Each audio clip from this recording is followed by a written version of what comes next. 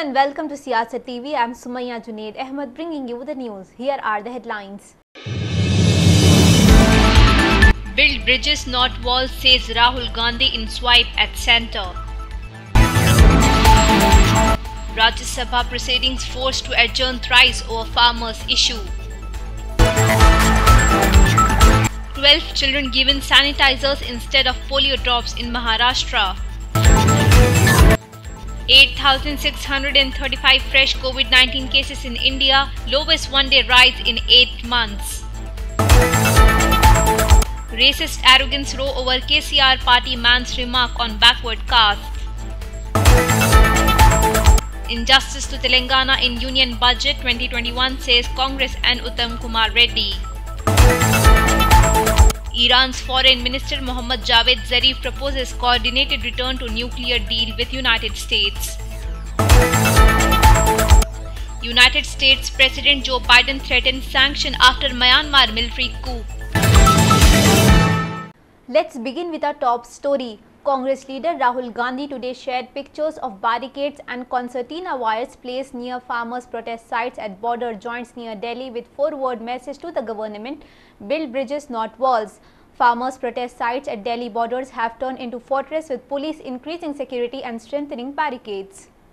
At Delhi's border with Uttar Pradesh, police have placed concertina wires between 4 layers of yellow barricades to stop farmers from crossing over Delhi by Ghazipur-Meerut highway. Police cover have also been increased at Delhi, Haryana, where police personnel hooked iron rods between 2 rows of cement barricades on flanks of the main highway at the Singhu border to further restrict the movement of protesters. Another portion of the highway at the Delhi-Haryana border is partially blocked now as the makeshift cement wall has come up there. The government and protesting farmers have not been able to break the deadlock over the controversial farm laws despite multiple levels of talks. Thousands of farmers, mostly from Haryana, Punjab and Uttar Pradesh, have been protesting at several border points into Delhi since November end, demanding repeal of the 3 laws and legal guarantee of the minimum support price for their crop. Moving on to our next story, Congress and other opposition parties today forced adjournment of Rajya Sabha proceeding for the 3rd time in the morning session as they insisted on taking up a discussion on issues of farmers' protest over the 3 new farm bills. The House was first adjourned for about 40 minutes till 10:30 am. As soon as the House met again, similar scenes were witnessed, leading to the another adjournment at 11:30 am. When the upper house reassembled at 11:30 am, the uproar continued as several protesting members trooped in, while prompting Deputy Chairman Harivansh to adjourn the proceeding till 12:30 pm. The Deputy Chairman appealed to the opposition members to return to their seats and follow COVID-19 protocols. However, they did not heed to his requests. Congress, Left, TMC, DMK and RJD members first walked out from Rajya Sabha after their demand of suspension of business of the day for taking up the decisions was rejected by the chair. Opposition members shouted slogans to disrupt the question hour, forcing Chairman M. Venkaiah Naidu to adjourn the proceeding till 10:30 am. As protesting members continued sloganeering, Mr. Naidu asked them to return to their seats. ये तो नारेबाजी नहीं चलेगा. You also know that. I need not say. Mantri ji, Parliament Affairs. Sir, I would only like to submit, sir. They have given the Parliament Affairs Minister. They have given the notice under 267, and you have given the ruling. And after walking out, coming out and disturbing, they themselves were demanding that there should be question over, and government has agreed, and question over is going on. Members are interested in question overs and disturbing like this. Whether they want question over or not, let them place it on record. And from tomorrow, there will be discussion on Rashtrapati's Thanksgiving motion. Even Rashtrapati ji has mentioned about the farmers' law. I understand your concern. 10 hour discussion is there. They don't want to run the house. They want to disturb. This is not fair. And 0 hour also they are not participating. Question hour also they are not participating. Okay, it is Mantri. highly unfair. It is injustice. I once again appeal to all of you, please go to your seats. Allow the House to function. Question hour is very important. Some of you said last time, not having question hour is murder of democracy. This is the statement made outside. Please understand. The House is adjourned to meet at 10:30. A case of huge negligence. 12 children were given sanitizers instead of oral polio vaccine in a village in Yavatmal district of Maharashtra, about 700 km from state capital Mumbai. The affected children, all were below 5 years of age, were admitted to a government hospital where their condition is said to be stable, the district official said, adding that 3 healthcare workers will face action for the lapse. The incident was reported on Sunday at a primary healthcare center in a village when the National Pulse Polio vaccination drive for the children between 1 to 5 years of age began. Yavatmal Zilla Parishad CEO Shri Krishna Panchal said 12 children below 5 years of age were given sanitizers instead of polio drops. Subsequently, one of the children complained of vomiting and uneasiness. All the children who were given sanitizer drops were administered polio drops and admitted to Government Medical College in Yavatmal. The condition is stable and they are under observation. The incident took place on Polio National Immunization Day, which is observed on 31st of January. Moving on, Shiv Sena Rajya Sabha member Sanjay Rawat today met farmers protesting at the Ghazipur border point between Delhi and Uttar Pradesh.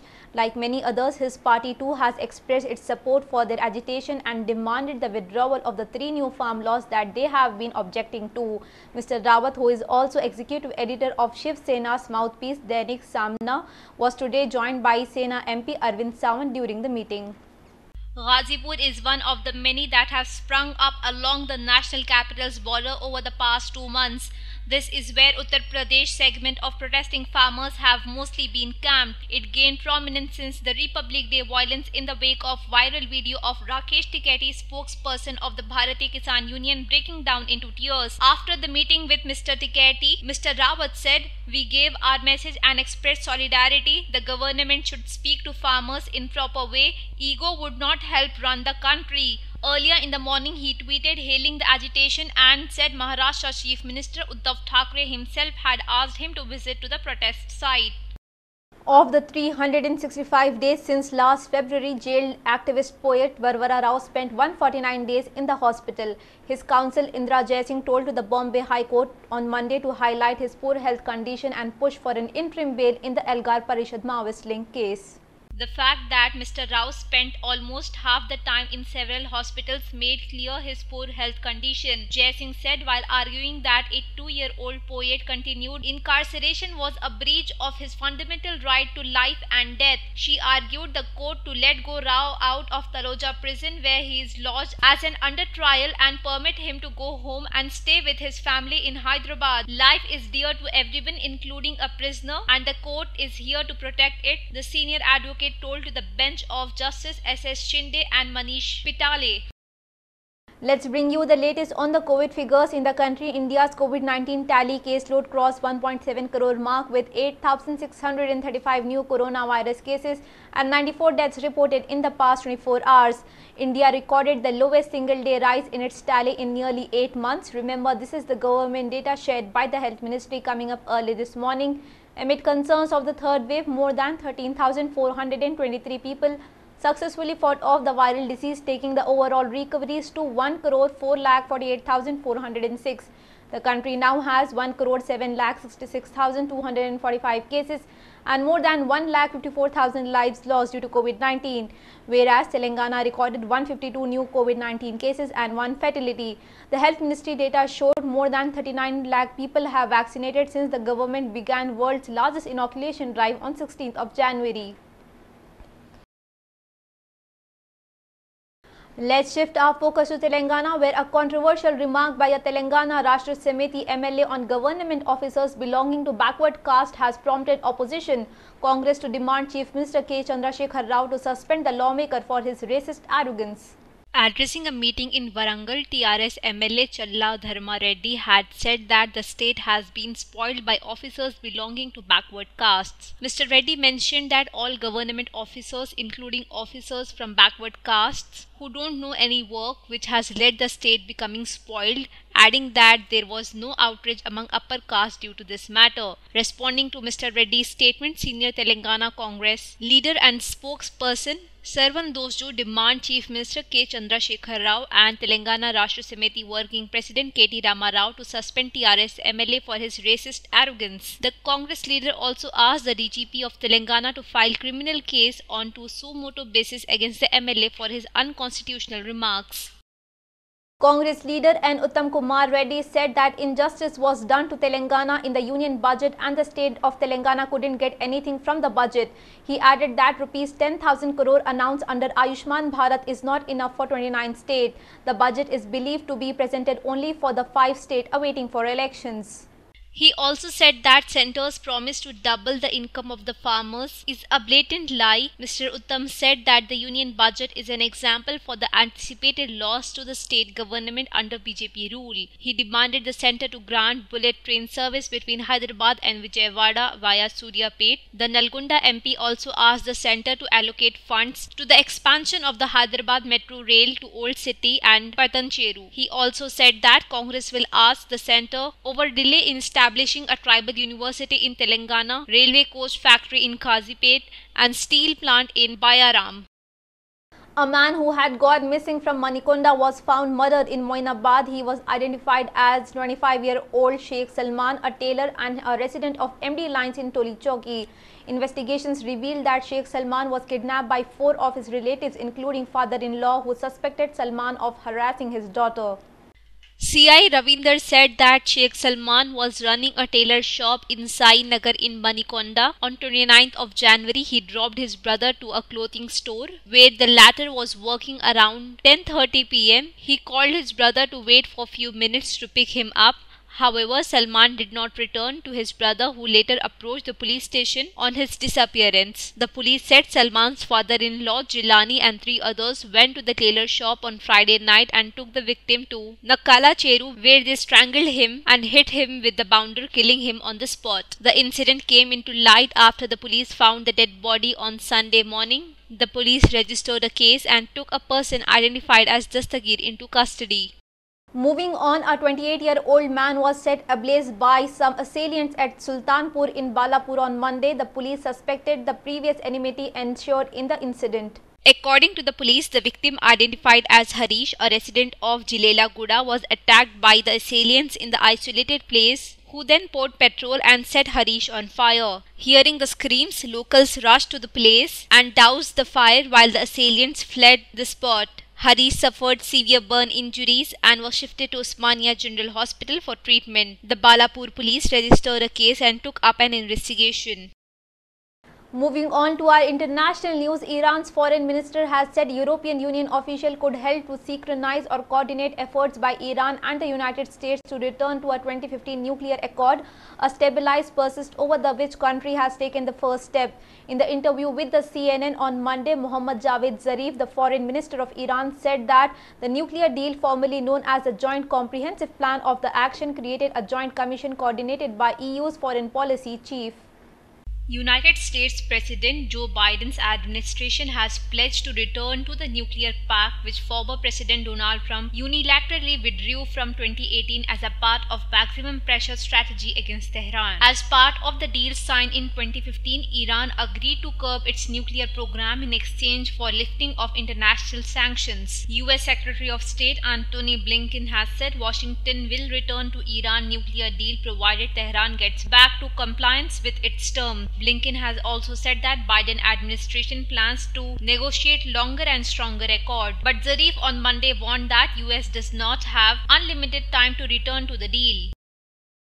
And a team of investigators led by the World Health Organization arrived today at the animal health facility in China's central city of Wuhan in their continuing search of clues about the origin of the COVID-19 pandemic.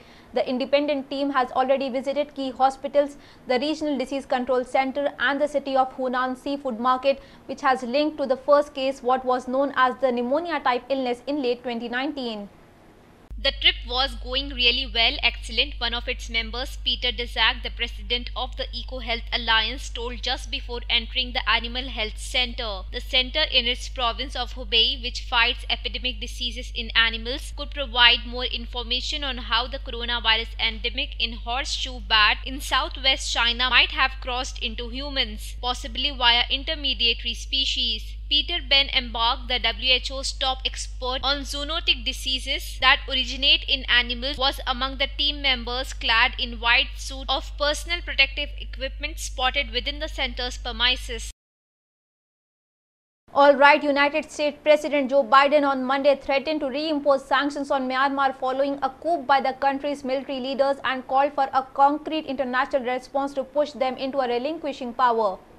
Joe Biden condemned the military's takeover from the civilian-led government on Monday and its detention of the country's elected leader Aung San Suu Kyi as direct assault on the country's transition of democracy and the rule of law. The crisis in Myanmar marks the first chief test of Biden's pledge to collaborate more with the allies of international challenges, especially on China's rising influence, in contrast to predecessors Donald Trump's America First approach. The coup also brought rare policy alignment between Biden's Democrat and top Republicans as they denounced the military takeover and called for consequences. The United Kingdom's largest Muslim umbrella body has elected the first female Secretary General. 29-year-old Zahra Mohammed was on Sunday voted to lead a Muslim Council of Britain during the organization's annual general meeting, held virtually this year due to COVID-19 pandemic. She is also the youngest person to head the MCB, which was founded 24 years ago. Ms. Mohammed will hold the Secretary General post for next 2 years.